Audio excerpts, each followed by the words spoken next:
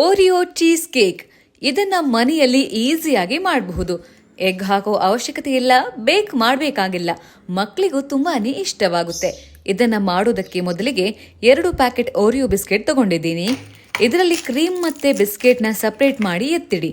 ಈಗ grind ಮಾಡಿಟ್ಟ ಬಿಸ್ಕೆಟ್ನ tiffin ಬಾಕ್ಸ್ಗೆ ಹಾಕೊಳ್ಳಿ. ಅದರ ಜೊತೆಗೆ ಬಟರ್ ಮಿಕ್ಸ್ ಮಾಡಿ ಈ ರೀತಿ ಫಸ್ಟ್ ಲೇಯರ್ ಸೆಟ್ ಮಾಡ್ಕೊಳ್ಳಿ.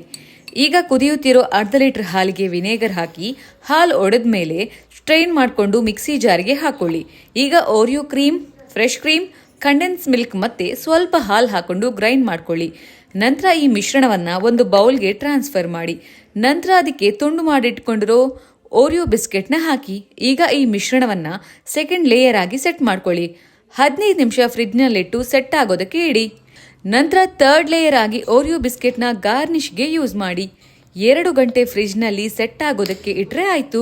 ನಿಮಗಿಷ್ಟವಾದ ಓರಿಯೋ ಚೀಸ್ ಕೇಕ್ ರೆಡಿ. ಈ ರೆಸಿಪಿನ ಮನೆಯಲ್ಲಿ ಟ್ರೈ ಮಾಡಿ. ಡೀಟೇಲ್ಡ್ ರೆಸಿಪಿ ಕ್ಯಾಪ್ಷನ್ನಲ್ಲಿದೆ, ಚೆಕ್ ಮಾಡಿ.